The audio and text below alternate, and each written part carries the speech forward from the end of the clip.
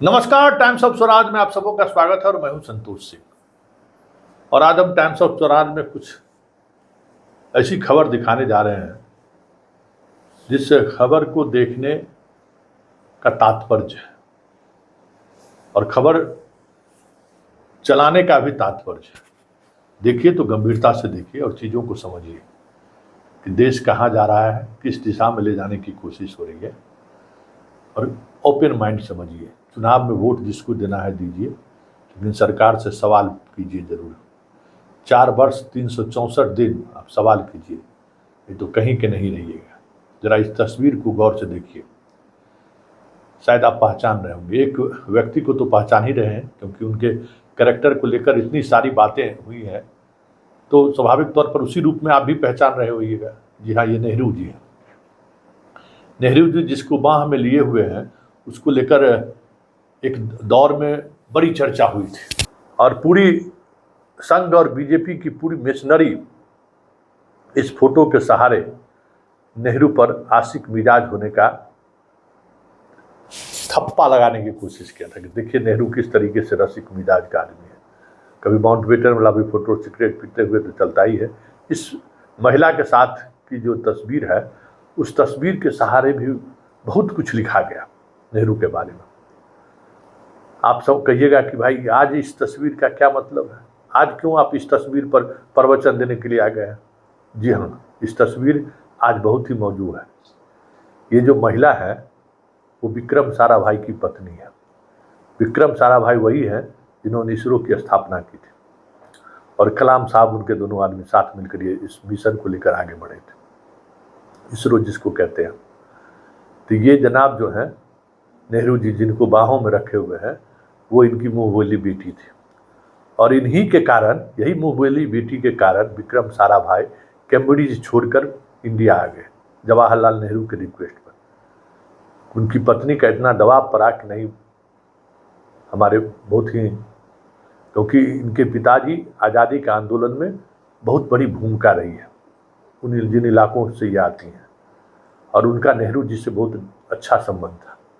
उसी संबंध के आधार पर इनको भारत बुलाया गया। तो फिर सवाल है कि भारत आए, क्योंकि हम ये चर्चा इसलिए कर रहे हैं कि जो चंद्रयान हमारा वहाँ पहुँचा है, तो जो लैंडिंग, जो पूरा प्लेटफॉर्म बना है, उसका नाम विक्रम नहीं है और उन्हीं विक्रम साराभाई के नाम पर है।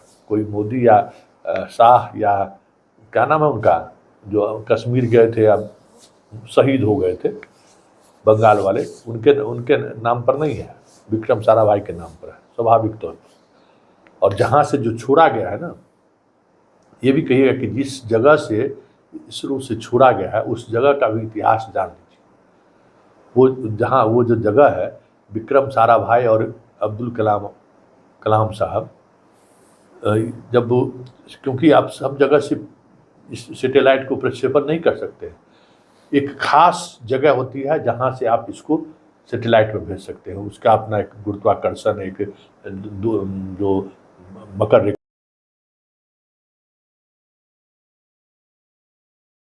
कर्क रेखा होता है, सारी तरह की जो चीज़ें होती है, खास जगह है जिस जगह से ही इसको आप सैटेलाइट छोड़ सकते हैं। इस तरह के चंद्रयान छोड़ सकते हैं, सब जगह से नहीं कि आया पटना में लगा दिया छोड़ दिए, इसे नहीं है। इसी खोज में जब दोनों आदमी निकले थे, तो केरल के जहाँ इसरो है वहाँ एक चर्च था, बहुत बड़ा चर्च, और वही जगह मिला इन लोगों को। तो पादरी से मिलने के लिए गए, एक हिंदू, एक मुसलमान और दूसरा क्रिश्चियन। उनको बोले कि भाई आपको विज्ञान चाहिए कि धर्म चाहिए। ये वो जगह है जिस जगह अगर हमें मिल जाए तो हम दुनिया के सामने साइंस टेक्नोलॉजी के बारे में, अंतरिक्ष के बारे में बहुत सारी जानकारी दे सकते हैं और हम भारत की ऊंचाई तक पहुंचा सकते हैं।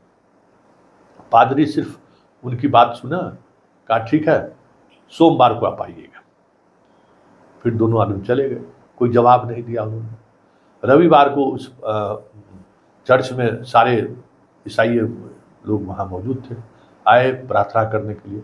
उनसे उन्होंने कहा कि देखिए 2 व्यक्ति हमारे पास आए थे, वो साइंटिस्ट हैं और वो कहना है कि ये जहाँ हमारा चर्च है वो चर्च ही एक ऐसी जगह है जहाँ से लॉन्चिंग पैड में सैटेलाइट या बाकी जो भी टेक्नोलॉजी है, साइंस एंड टेक्नोलॉजी, अंतरिक्ष को लेकर, यही जगह है, यहीं से छोड़ा जा सकता है। तो आपको धर्म चाहिए या फिर आपको साइंस चाहिए?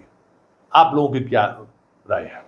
जितने चर्च में ईसाई लोग थे सभी लोगों ने कहा आमीन, मतलब इनको आप धर्म नहीं, विज्ञान चाहिए। और आज आप देख रहे हैं जिस जगह से आज हम चंद्रयान को छोड़े हैं और जहां पहुंचा है चंद्रयान, आप अंदाजा कीजिए। कभी सोचे होंगे वो जगह किसी क्रिश्चियन का चर्च रहा है, और आज भी इन लोगों ने उस चर्च को सुरक्षित रखा है। और उस चर्च का वही नाम है जो नाम चर्च का था उस समय। उस पूरे कैंपस में वही जगह है, वहाँ उस जगह को लोगों ने सुरक्षित रखा है। और आज हम भजन कीर्तन में लगे हुए हैं, आज हम गंगा आरती में लगे हुए। देख रहे थे ना, देखो पाकिस्तानियान जो आई हुई है महिला, देखने में तनी गोरी चिट्ठी दिख गई तो बस दीवाना हो गए, और उसका खबर दिखा रहे हैं। ये सारी चर्चा हम इसलिए कर रहे हैं कि कल जो कुछ भी हुआ है इस देश में उसको समझने की जरूरत है। बीजेपी के सारे सांसद मंत्री सड़क पर थे, जैसा लगता है कि इन्हीं लोगों का योगदान है। और अभी लैंडिंग हुआ नहीं कि प्रधानमंत्री भाषण देना शुरू कर दिया। हालांकि लोगों ने उनको अच्छा जवाब दिया है। जिस समय में इसरो का यूट्यूब चैनल पर लाइव चल रहा था, उस वक्त 88 लाख लोग देख रहे थे, और जैसे ही साहब आए तो कहा जा रहा है कि 5 लाख पर पहुंच गए। 95% लोगों ने देखना बंद कर दिया। ये कोई पहली बार नहीं हुई है, हर बार अब साहब को इसी तरीके से लोग इग्नोर करते हैं। लेकिन साहब ऐसा करते क्यों?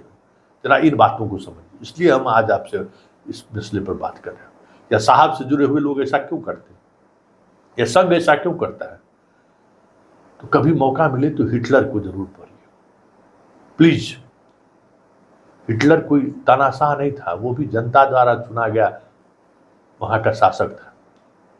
और किस तरीके से हिटलर ने जर्मनी को बर्बाद किया और विश्व युद्ध में पूरे देश को झोंक दिया, और उसके बाद जर्मनी का क्या हश्र हुआ, ठीक उसी स्टाइल में एक एक बात अगर आप गौर करिएगा, हाथ चलाने से लेके, भाषण देने से लेके, झूठ बोलने से लेके, अपने आप को महिमा मंडित करने से लेके, हर समय देश बदलने से लेके, चेहरे पर किस तरीका का किस समय भाव रहना चाहिए। मतलब आप जब हिटलर को पढ़ेंगे और मोदी के जीवन को पढ़ेंगे तो आपको लगेगा कि हिटलर का ये अवतार है। हम कोई नॉन सीरियस बात नहीं कर रहे हैं, बहुत ही सीरियसली ये कह रहे हैं। और हम आज से नहीं कह रहे हैं, हम इसके कार्यशैली हिटलर को, हम लोग इतिहास के छात्र हैं तो हिटलर को पढ़ने का मौका मिला है। देखिए हिटलर का 2 मंत्री के बारे में आप लोग जानते थे, वो प्रचार मंत्री की हिटलर। यहाँ क्या है कि शाह को जानिए नहीं तो मोदी को जानिए, बाकी कुछ नहीं है। बाकी सब ये है। ये अलग बात है कि हिंदुस्तान देश इतना बड़ा है और विविधताओं से इस तरीके से भरा हुआ है कि मोदी का चल नहीं रहा है ठीक से। और उसके बाद इस तरीके का संवैधानिक प्रावधान बनाकर हमारे पुरखों ने भेज दिया है कि इस सारे इंस्टीट्यूशन में अगर एक आदमी ईमानदार पहुंच गया तो फिर आपकी बोलती बंद कर देगा। लेकिन ये आदमी पूरी तौर पर हिटलर से प्रभावित है। इसके जीवन शैली को देखिए ना, रेल का उद्घाटन हो मोदी, हवाई जहाज का उद्घाटन हो मोदी, पार्क का उद्घाटन हो मोदी, इसरो का उद्घाटन हो मोदी। अरे साइंस एंड टेक्नोलॉजी मंत्री कहाँ गए भाई? उनको कल रहना चाहिए ना। संसद भवन का उद्घाटन अगर राष्ट्रपति पहुंच जाते तब तो इनको उद्घाटन करने का मौका नहीं मिलता, उपराष्ट्रपति पहुंच जाते तो इनको मौका नहीं मिलता। तो दोनों को इस कार्यक्रम से बाहर कर दो। अरे संसद का बॉस है ना राष्ट्रपति जी, संसद का अधिवेशन की शुरुआत सब कुछ संसद का कस्टोडियन है ना जी राष्ट्रपति है। बिना उनके अभिभाषण का संसद सत्र शुरू होता है? आप उसी को छोड़ दिए। क्यों? कि बस मोदी मोदी मोदी मोदी, आपके दिमाग में कोई दूसरा नाम चले ही नहीं, बस मोदी मोदी मोदी मोदी सुनते रहना है। राहुल को लेकर क्यों परेशान है? देखिए इनकी बेचैनी देखिए। आज लाल किला से भी जब भाषण देने का मौका मिला तो किस तरीके से ये भाषण दे रहे थे, लग ही नहीं रहा था कि देश को संबोधित कर रहे हैं। क्योंकि लाल किला के भाषण को दुनिया के लोग सुनते हैं कि क्या बोले आज प्रधानमंत्री, आज उनके आज़ादी का दिन है, क्या बोला। लेकिन उनके पूरे भाषण को देखिए, कितने तनाव में ये गुजर रहे हैं, क्योंकि ऐसा आदमी कभी हार स्वीकार कर ही नहीं सकता है। ये भी एक चीज है, हार ये कभी स्वीकार नहीं कर सकता है। और याद रखिए कि मोदी अपने पूरे जीवन काल में कभी हारा नहीं है, मतलब चुनाव नहीं हारा है कभी। इसलिए अगर चुनाव हार गया तो भाई बहुत मुश्किल होगा इस देश के लिए। ट्रंप में तो आधे चढ़ा था ना, इसमें पूरा चढ़ जाएगा, याद रखिएगा।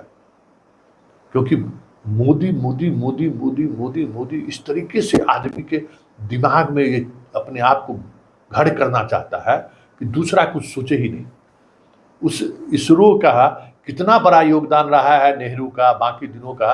कल इस पर बहुत अच्छा जयराम रमेश ने बोला है, आप भी सुन लीजिए, भले वो कांग्रेस का क्यों नहीं हो, लेकिन इसरो की स्थापना कैसे हुई और यहाँ तक कैसे इसरो पहुंचा, उसकी पूरी संजीदगी के साथ उन्होंने जानकारी दी है।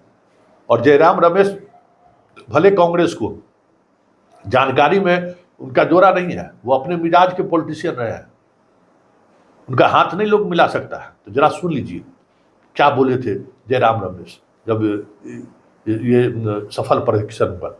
इसरो के बारे में आप भी जानकारी रखिए, क्योंकि इतिहास मिटाना इनके फितरत में है, क्योंकि इनका खुद का अपना इतिहास नहीं है। और जिसका भी अपना खुद का इतिहास नहीं होता है, वो इतिहास मिटाकर ही इतिहास पुरुष बनना चाहता है।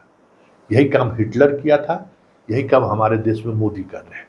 और इनको समझना हो तो आप हिटलर को जरूर पढ़िए। हमारी आंख आरजू बिंतु ये आपसे है कि मोदी को अगर समझना है तो हिटलर को पढ़िए, मोदी को समझना है तो हिटलर को पढ़िए, हिटलर को समझना है तो मोदी को पढ़िए। दोनों एक दूसरे से जुड़ा हुआ है।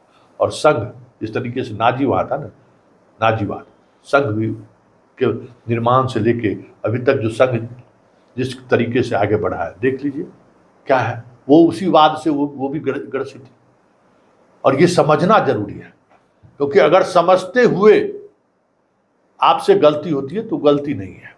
हम लोग मानते हैं कि चलिए आप ये हो, ना समझी में अगर है तो हमारा काम है आप समझिए, उसके जो गलती करना है करिए ना, इतिहास लिखाएगा ना। ऐसा थोड़ी है कि 10-20 साल में इतिहास खत्म हो जाता है किसी देश का, इतिहास लिखाएगा। इसलिए जरूर पढ़िए हिटलर का नाजीवाद, हिटलर किस तरीके से शासन करता था, हिटलर का प्रचार मंत्री का क्या काम था, आज अमित शाह वही कर रहे हैं। तो ये है इस देश की का फितरत, इसलिए इस चीज़ों को समझने की जरूरत है। और अस्थिर मन से सोचिए कि किसी का भी ये कैरेक्टर जो है सो